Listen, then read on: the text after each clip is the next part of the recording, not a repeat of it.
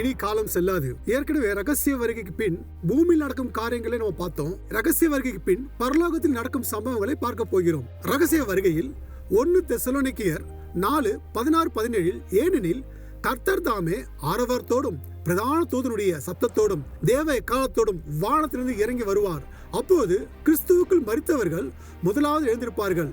பின்பு உயிரோடுக்கும் நாமும் கர்த்தருக்கு எதிர்கொண்டு போக மேகங்கள் மேல் அவர்களோடு கூட ஆகாயத்தில் எடுத்துக்கொள்ளப்பட்டு இவ்விதமாய் எப்பொழுதும் கர்த்தருடனே கூட இருப்போம். முதலில் கிறிஸ்துவுக்குள் மரித்தவர்கள் எடுத்துக்கொள்ளப்படுவார்கள். பிறகு உயிரோடு இருக்கும் நாமும் எடுத்துக்கொள்ளப்படுவோம். அதற்கு பிறகு நமக்கு 2 வெகுமதிகள் கிடைக்கும்.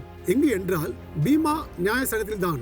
ஒன்று, பூமியில் நாம் வாழும் பரிசுத்தமான வாழ்க்கைக்கு 2 கொரிந்தியர் 5:10 சரீரத்தில் அவனவன் செய்த நன்மைக்காவது தீமைக்காவது தக்க பலனை அடையும்படிக்கு நாம் எல்லோரும் கிறிஸ்துவின் நியாயாசனத்திற்கு முன்பாக வெளிப்பட வேண்டும். இரண்டாவதாக, நாம் செய்யும் ஊழியத்திற்கு 1 கொரிந்தியர் 3:12-14 வரை வசனத்தில் ஒருவன் அந்த அஸ்திபாரத்தின் மேல் பொன், வெள்ளி, வெளியேற பெற்ற கல், மரம், புல், வைக்கோல் ஆகிய இவைகளை கட்டினால் அவனுடைய வேலைப்பாடு வெளியாகும்.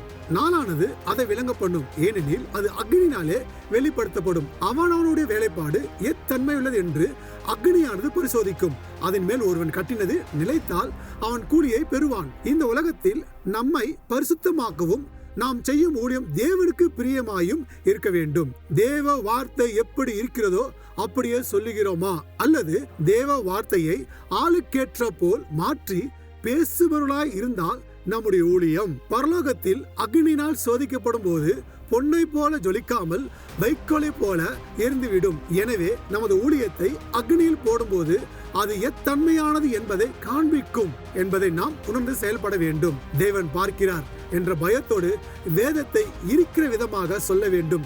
இப்படி நாம் உண்மையாக வாழ்ந்து பரலோகம் சென்றால் பீமா நியாயாசனத்தில் 2 வெகுமதிகளை பெறலாம். மனம் திரும்புவோம், பரலோகம் செல்லுவோம், தேவனிடம் வெகுமதிகளை வாங்குவோம். ஆண்டவரை இயேசு கிறிஸ்து இதோ சீக்கிரம் வரப்போகிறார், ஆயத்தமாகுவோம். சிந்தியுங்கள், வாழ்க்கையை சீர்படுத்திக் கொள்ளுங்கள். இனி காலம் செல்லாது. கர்த்தர் தாமே உங்களை பரலோகம் கொண்டு போவாராக.